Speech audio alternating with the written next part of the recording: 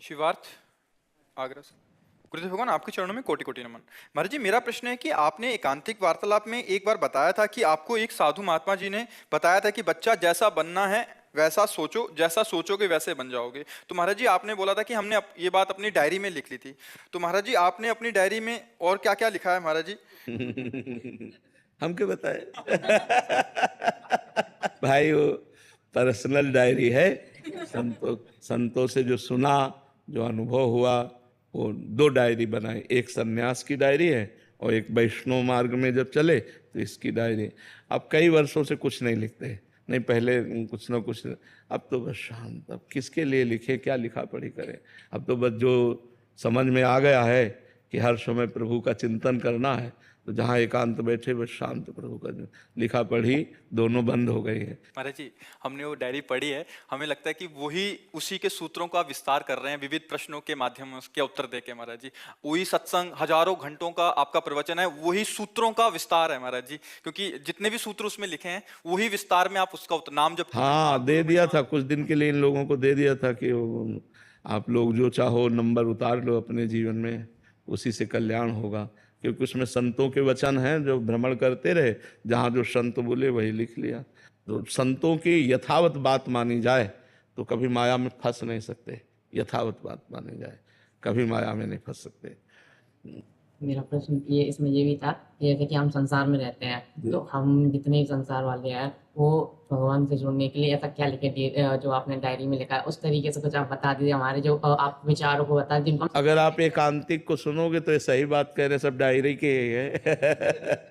एकांतिक में जो देखो, हम बच्चा तुम्हें सबसे बता रहे हैं, हम ज्यादा पढ़े लिखे नहीं हैं। हम कक्षा 9 पढ़े हैं गांव के स्कूल में, बस इसके आगे हमने नहीं पढ़ा। कोई व्याकरण शास्त्री या कुछ कुछ नहीं, और भगवान की शरण में होकर मांगा खाया और निरंतर भजन करने का अभ्यास किया। आज जो आप लोग लाभ ले रहे हो वो हमें लगता है साधुता का ले रहे हो। जो संत महात्माओं से सुना, सीखा, अनुभव किया, वो बातें आपको बता रहे हैं सरल भाषा में। तो हमें लगता है पढ़े बढ़िया है, पर पढ़ करके चले उसी मार्ग पे। और जो उनको पढ़ना नहीं आता वो हमारी तरह, जैसे हम गंवार हैं, बस राधा राधा राधा राधा राधा पहुंच जाओगे। देखो, मरा मरा कह करके जब वो जीत गए, माया पर विजय प्राप्त कर ली, तो हम राम राम कह के जीत ले जाएंगे। तो राधा राधा जपो, अच्छे आचरण करो, पवित्र भोजन करो, माता पिता परिवार की सेवा करो, इसी से कल्याण हो जाएगा। इसी से कल्याण हो जाएगा। अपने परिवार को भगवान का स्वरूप समझो। अब माता पिता से प्रेम नहीं, भाई भाई का प्रेम नहीं, परिवार में प्रेम नहीं, लड़ाई झगड़ा हिंसा, ये सब खूब अच्छे अच्छे से जियो। मनुष्य जन्म अच्छे से जीने के लिए मिला है। ये गंदे आचरण, गंदा भोजन, गंदा व्यवहार ठीक नहीं जी। आयुष गर्ग जी। महाराज जी, मैं जीवन में उस मुकाम पर पहुंच चुका हूं जहां यदि कोई और होता तो वो अत्यंत प्रसन्न होता। मेरे जीवन में प्रगति भी हो रही है, लेकिन फिर भी मेरे भीतर सच्ची प्रसन्नता का अनुभव नहीं होता। महाराज जी, ये आंतरिक आनंद क्यों नहीं आ रहा और इसे कैसे प्राप्त किया जा सकता है? प्रकृति के पदों में या प्रकृति के भोगों में या प्रकृति रूपी संपत्ति में आनंद है ही नहीं, तो आपको कैसे मिल जाएगा? भ्रम से आनंद लग रहा है, आनंद तो परमात्मा में है। कोई किसी भी पद में हो, अगर उसके हृदय का आज तक कोई अल्ट्रासाउंड एक्सरा नहीं तो किया जाए, तो आपको दिखा दें हम कि देखो कितना संतुष्ट है, ये कितना जल रहा है। थोड़ी देर के लिए गर्व होता है कि मैं अमुक पदाधिकारी हूँ, पर उससे कोई सुख तो नहीं मिलता ना। सुख तो भगवान में है। सच्चिदानंद प्रभु का जब हम सुमिरन करते हैं, जब उनसे चित्त जोड़ते हैं, तो कुछ ना हो। देखो, जो भगवान के मार्ग में चले तो बड़े बड़े राजा महाराजा अपने राजपाट को छोड़कर भीख मांगकर खाया और एकांत जंगल में सेवन किए। क्यों? अगर उसमें सब सुख था तो ऐसा क्यों? जैसे भरथरी जी महाराज चक्रवर्ती सम्राट थे, भरत जी महाराज चक्रवर्ती सम्राट, सब छोड़कर गंडकी नदी के किनारे भगवान का भजन। तो हम ये नहीं कहते कि सब छोड़ो, लेकिन सब करते हुए राधा राधा तो रट सकते हो ना। मांस मत खाओ, किसी जीव का मांस मत खाओ, मदिरा मत पियो, पराई बहन बेटियों की तरफ गंदी दृष्टि मत करो, और नाम जप करो। फिर देखो आपको आनंद मिलता है कि नहीं, कैसा हृदय प्रसन्न होता है।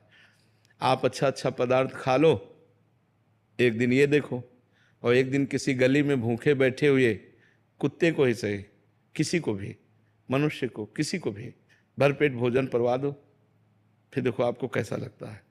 अच्छा अच्छा पदार्थ खाने पर भी आपको वो शांति नहीं मिली जो आप दूसरे को जब पवाया और वो ऐसे किया ना ऐसे, तो आपके हृदय में जो शीतलता होगी वो होगी भागवती।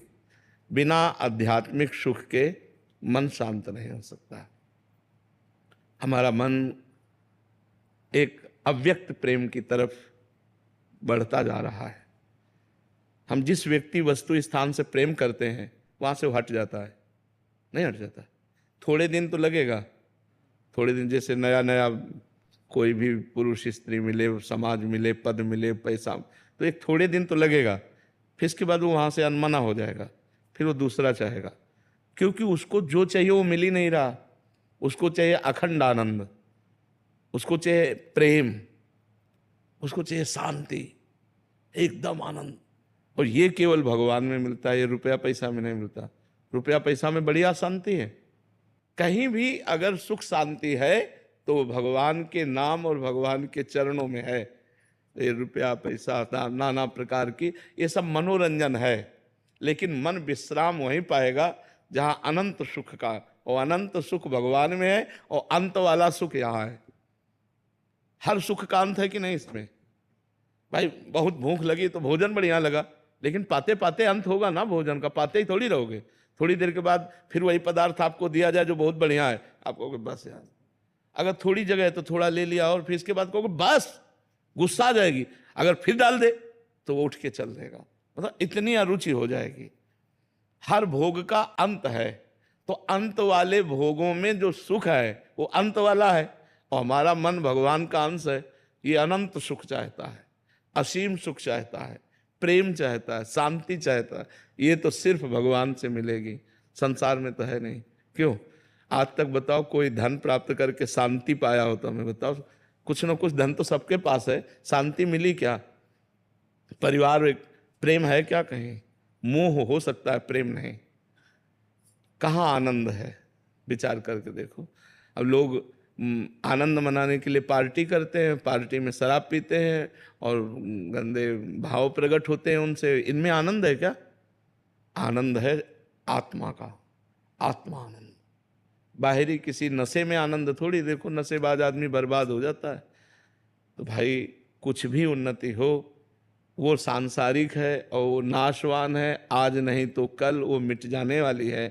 अगर आनंद है तो श्री भगवान के चरणों में है, प्रियालाल के चरणों में है। इसलिए श्री जी का नाम जप करो और जितना बन सके परोपकार करो, दूसरों का हित करो, इसी में आनंद की प्राप्ति है। महाराज जी, एक तो प्रारब्धानुसार जैसे आपने बोला कि बहुत धन आ गया और एक मुकाम पे भी पहुंच गए, उसको कैसे भोग करें ताकि अखंड प्रसन्नता बनी रहे। और दूसरा है, एक है प्रारब्धानुसार कुछ नहीं है और व्यवहारिक बुद्धि होने के कारण केवल धन में ही सुख मिल रहा है, तो उसको आनंद में कैसे तब्दील करें? देखो जिसके पास बहुत धन आ जाए उसको परोपकार करना चाहिए, स्वयं भोग की ज्यादा वृत्ति न रखे। अस्पताल जहाँ बीमार लोगों को फ्री दवा दी जाती हो, उन अस्पतालों में अच्छे डॉक्टर, अच्छी औषधि, इनकी व्यवस्था करें। यदि पर्याप्त धन है, गौओं की गौशाला खुलवा दें, उनको भोजन व्यवस्था। बहुत से ऐसे लोग हैं जो अव्यवस्थित हैं, बूढ़े हैं, कुछ कर नहीं सकते, अपंग हैं, ऐसे लोगों की व्यवस्था कर दे। धन का कार्य है दूसरों को सुख पहुंचाना। सो धन धन्य प्रथम गति जाकी। जो इन कार्यों में लगता है वो धन धन्य हो जाता है। साधु महात्माओं की सेवा, भगवान की सेवा, अतिथि सेवा और अनाथों की सेवा, ऐसे जहाँ दिखाई दे वो भगवान सब दे देते हैं, अवसर दे देते हैं सेवा का। और जिनके पास धन नहीं है उनके पास शरीर तो है ना, शरीर से सेवा करें। और भगवान का नाम जप करने से धन की तृष्णा नष्ट हो जाती है। धन हो या ना हो, वो जितने में उसमें राजी होने लगता है। देखो किसी संत ने कहा है, साईं इतना दीजिए जामे कुटुंब समाए और मैं भी भूखा ना रहूं, साधु न भूखा जाए। कितनी बढ़िया बात है। हे भगवान इतना दे दो कि जो आपने परिवार दिया है वो अच्छे से खा पी ले, कभी कोई हमारे दरवाजे से भूखा ना जाए। तो कितनी बढ़िया संतोष की बात कह रहा है कि साईं इतना दीजिए जामे कुटुंब समाए, मैं भी भूखा ना रहूं और साधु न भूखा जाए। तो हमें लगता है कि भगवान प्रायः प्रायः वो अनंत ब्रह्मांडों के जीवों को भी भूखे नहीं रखते। अब हमारा कर्म ही बहुत बिगड़ा हो तो बात अलग है, नहीं पशु पक्षी जलचर भूमि में रहने वाले कितने जीव हैं, सबको भगवान आहार देते हैं, सबका पेट भगवान भरते हैं। तो भगवान के भजन में इतनी सामर्थ्य है कि वो धन की तृष्णा का नाश कर देगी, और दूसरों की सेवा में इतनी सामर्थ्य है कि धन को सार्थक कर देगी। आपके पास जो धन है वो सार्थक हो जाएगा। नहीं तो क्या, जाना तो है ही यहाँ, चाहे जितने करोड़ बैंक में जमा कर लो, जब मरोगे तो चवन्नी थोड़ी जाएगी।